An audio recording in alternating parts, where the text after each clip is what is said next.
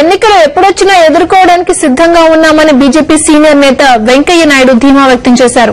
ప్రజా వ్యతిరేక యూపీఏ ప్రభుత్వాన్ని ఓడించడానికి ప్రజలు ఎప్పుడెప్పుడా అంటూ ఎదురు చూస్తున్నారని ఆయన అన్నారు. బీజేపీలో నేతల మధ్య అభిప్రాయ భేదాలు మీడియా సృష్టే తప్ప ఆందోళన చెందాల్సిన అవసరం లేదని అంటున్న వెంకయ్య నాయుడుతో మా ప్రతినిధి సతీష్ ఫేస్ టు ఫేస్.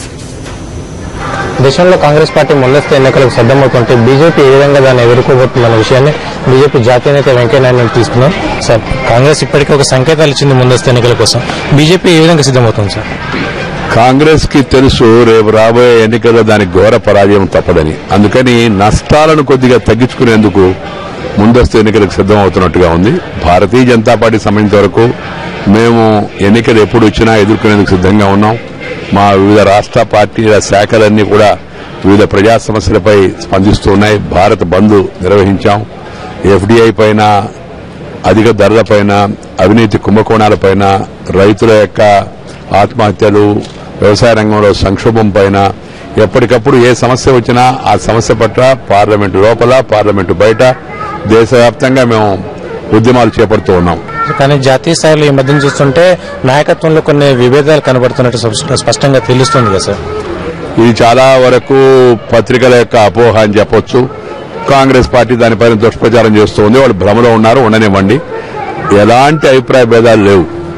ఒక విషయం పైన పలు రకాల అభిప్రాయాలు పార్టీలో వ్యక్తం కావడం, ఆ తర్వాత పార్టీ నిర్ణయం తీసుకున్న తర్వాత దాన్ని అందరూ పాటించడం, అది ప్రజాస్వామ్యానికి మంచిది.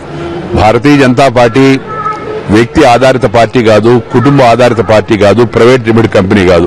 ఒకరు మాట్లాడారు, ఇంకెవరేం మాడకూడదని చెప్పని. బీజేపీలో ఆ స్వేచ్ఛ ఉంది. బట్ ఒకసారి పార్టీ నిర్ణయం తీసుకున్న తర్వాత అందరూ కూడా దానికి కట్టుబడి ఉంటారు. ఇప్పటికే గుజరాత్ ఎన్నికలు కూడా దగ్గర పడ్డాయి. దేశమంతా గుజరాత్ ఎన్నికల వైపు చూస్తుంది. బీజేపీ కూడా గుజరాత్ ఎన్నికల తర్వాత నరేంద్ర మోడీని ప్రధాన అభ్యర్థిగా ప్రకటించే అవకాశం ఉందని వివిధ వర్గాలు, రాజకీయ విశ్లేషకులు కూడా తెలియజేస్తున్నారు. ఈ అంశంపై పార్టీలో ఎటువంటి చర్చ జరుగుతుంది?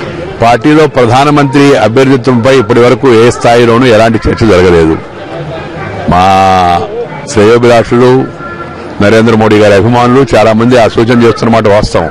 పార్టీలో నాయకత్వానికి కొదవలేదు, సమర్థులైన వ్యక్తులకు కొదవలేదు. ఎన్నికలు ఎప్పుడు జరిగినా బీజేపీ ఎన్డీఏ అధికారంలోకి వస్తుందని బీజేపీ నమ్ముతుందా?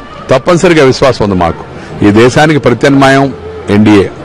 ఈ దేశంలో ప్రస్తుతం ప్రజలు కాంగ్రెస్ పట్ల బాగా అసంతృప్తితో, వ్యతిరేకతతో, కోపంతో, ఆగ్రహంతో ఉన్నారు. ఎప్పుడు అవకాశం వస్తుందా వీళ్ళ గుణపాఠం చెప్దామని చెప్పని.